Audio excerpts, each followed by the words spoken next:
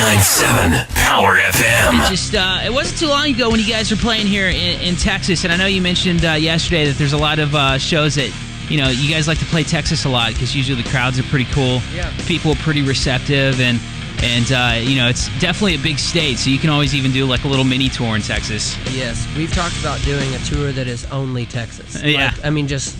Just all Texas. A friend of mine, Nathan, he's in a band called the Red Airplanes, and we're going to do a tour called Texamal, and it's just going to be all churches in only Texas, and Nice. It's going to be a 2-week run. So like we talked about it last year, but it's just things got crazy with touring. It's like one of those things you're like, let's do it, and then life happens and stuff kind of gets in the way. So I can totally understand how that. We were stoked. Yeah, it was going to be cool. Well, if you guys can still do it, I mean, it's definitely big enough. I was thinking about this the other day. I've lived in Texas practically my whole life, and I think I've been to about 50% of the state. So Right. it's like in itself, it's so big. But well, let's talk about this, man. You've been married for 7.5 years. Yeah. I'm getting married in October, so less than 3 months.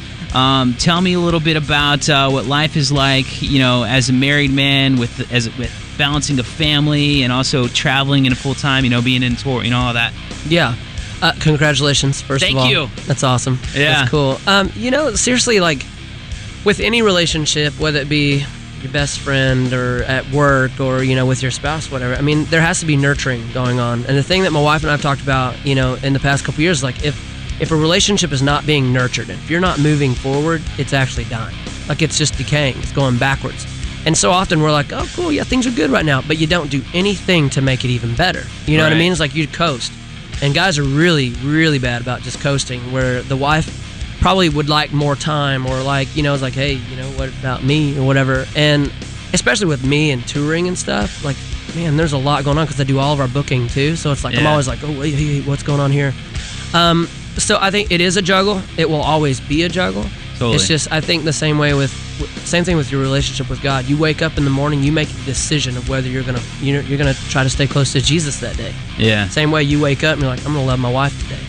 And when you put it in perspective like that, when you actually have to nurture the relationship, I think it's, you could be in a relationship with somebody and be there 95% of the time, but if you don't nurture it, then Totally. It's like you're not there at all. So I can totally get that and see that. Yeah, and the same way with band members. Like, if you're not trying to encourage your band members or build them up in any way or whatever, they're just gonna be like, I'm over this, and like, it's just hard because, I mean, people have needs that, yes, a band member has needs, whatever. Like, one, they need a place to sleep. They love, to eat. Yeah. Our band loves to eat. Like, we try to hit all the cool places to eat. Like, Whataburger in Texas, that's it for me. Like, I mean, it is great. I love it. Yeah. But I'm like the only one in my band who loves Whataburger, so that's hard. Really? Everyone else kind of, we've been so many times over the years, they're like, not again. But I'm like, I gotta have it, And I had it once in Texarkana the other day, and I'm gonna have it again, at some point. I think Whataburger may be the equivalent to like In-N-Out for like California.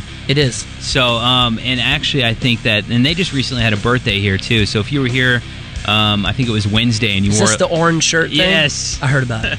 I did. Yeah, so... That's amazing. Yeah. All right, well then, some of the other local flavors that you like, we partake in when you come to Texas. Wow. I had Salt Lick Barbecue before, down kind of San Marcos area or whatever. A friend of mine, Texas Tony, took me there. Yeah. Delicious. Yeah. So amazing. It's in the middle of nowhere, but like Tommy Lee Jones and Sandra Bullock, their pictures are on the wall of like they love it or whatever. But I've only been there once, and the biggest portions ever. It was great barbecue. Like, they had these pickles and all that. It was great. Loved it. There's what is the gas station? Is it Buc-ee's gas station? Yeah. Has great food. Like, I see a thumbs up.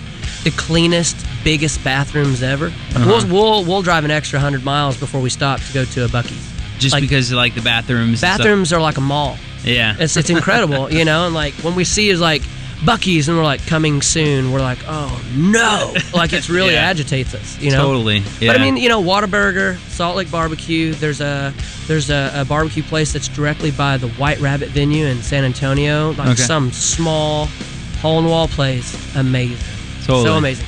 And then, of course, Waffle House all over the place, except in Texarkana. We had it the other night, and it was not a good experience. Really? But I'm gonna hit it again. There you go. Yeah, so definitely hit up the Waffle House, hit up the Whataburger, and some of the other local places here in Dallas.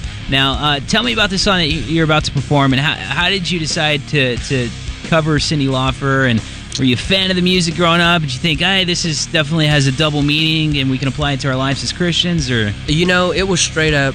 Jeff and I, we've known each other for 25 years. We grew up together. We started the band together. You know what I mean? And we always listened to 80s music.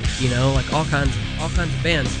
And we were like, dude, it'd be cool to cover, Time After Time someday. But never really thought anything with it would happen. And we were recording our Last Chance to Breathe record with Travis Wyrick. And like he was in a band forever called Sage that he was just crazy guitar solos all the time, whatever. I mean, traveled, like played a lot. And there was one day we were sitting there, we were almost done with drum tracks. Like we were done, the next day we would have been totally done with drum tracks. He's like, if I was ever in a band again, a song I would cover would be Time After Time by Cyndi Lauper. And we're like, shut up. He's like, what? We're like, dude, we've talked about covering that for 10 years. He's like, we're recording drums tomorrow. And that's what we did. Yeah. Next day we tracked drums, we were done with drums and just went from there. And like that's how it came about. And yeah, that's really cool. It's a coincidence, totally. Yeah, totally. Yeah, definitely. So you guys were supposed to cover the song and everything.